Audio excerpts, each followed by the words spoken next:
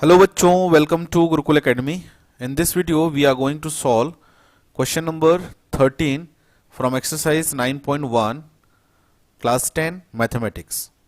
So in this questions is saying that as observed from the top of a 75-meter high lighthouse from the sea level, the angle of depression of two ships are 30 degree and 45 degree. ठीक है, there is a lighthouse. एक lighthouse है जिसकी height है 75 metre और वहां से सी level पे दो शिप आ रहे हैं। दोनों शिप की जो एंगल ऑफ डिप्रेशन है that is 30 degree and 45 degree. So जो शिप दूर होगा उसका 30 डिग्री होगा और जो शिप पास होगा उसका 45 डिग्री है। ऑब्वियस सी बात है।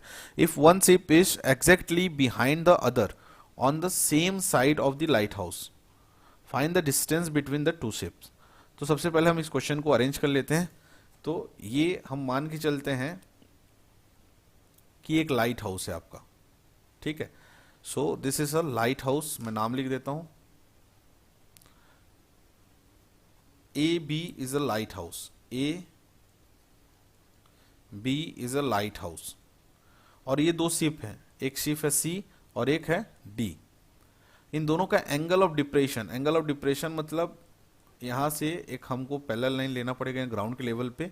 तो ये एंगल ऑफ डिप्रेशन है और एक ये वाला एंगल ऑफ डिप्रेशन है।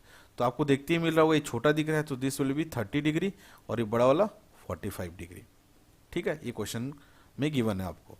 सो अगर ये 30 डिग्री है, देखो ध्यान से, ये दोनों लाइन पैरेलल है ना। ये लाइन, दिस लाइन और बी डी आपस में पैरेलल है। अगर ये 30 डिग्री है, दिस इज 30 डिग्री, है ना, तो ये भी कितना होगा, this will be also 30 degree, है ना। एंगल ऑफ डिप्रेशन गिवन है। अगर ये 45 डिग्री है तो ये कितना होगा, ये भी 45 डिग्री होगा। अब हमको दोनों शिप के बीच का डिस्टेंस निकालना है, ठीक है। दोनों शिप के बीच का डिस्टेंस निकालना है। हमको ये गिवन है, हाइट, टावर की हाइट गिवन है, दैट इज 75 मीटर, ठीक है। At the distance between C D के बीच का डिस्टेंस हम लोग x मान लेते हैं और सी बी के बीच का डिस्टेंस मतलब पहले वाला शिप का टावर की फुट से उसका डिस्टेंस मान लेते हैं, लाइट हाउस की फुट से y मान लेते हैं, ठीक है। y मीटर पे है। अब इस क्वेश्चन को कैसे सॉल्व करेंगे, देखो दो हमको ट्राइंगल दिख रहे हैं, दोनों में हाइट सेम है। ये वाला एक ट्राइंगल 1 और एक ट्राइंगल 2, दोनों की हाइट क्या है, सेम है। तो दोनों की हाइट सेम है तो हम लगाएंगे परपेंडिकुलर बाय बेस। तो बेस अलग अलग है और परपेंडिकुलर को हम इक्वल कर लेंगे तो इससे हमारा सॉल्यूशन निकलेगा। देखते हैं। तो सबसे पहला ट्राइंगल 45 पे लगाते हैं। कौन सा ट्राइंगल है, छोटा वाला हमारा ट्राइंगल नंबर 1। सॉल्यूशन देखते हैं इसका। अब लिख सकते हैं यहाँ पे, let A B is a lighthouse of length where A B is equal to 75 metre.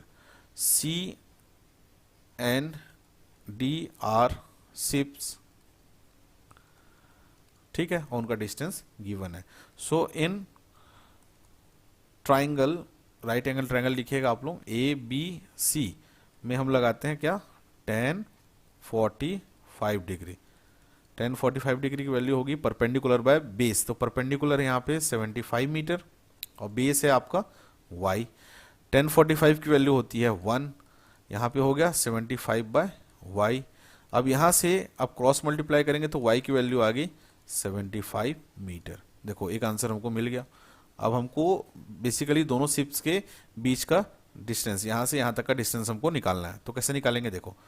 अब दूसरा वाला ट्राइंगल है, in triangle A B D में क्या लगाएंगे, tan 30 होगा परपेंडिकुलर बाय बेस। तो परपेंडिकुलर तो यही है 75, बेस है अभी यहाँ से यहाँ तक का, मतलब हम लिख सकते हैं x प्लस वाई।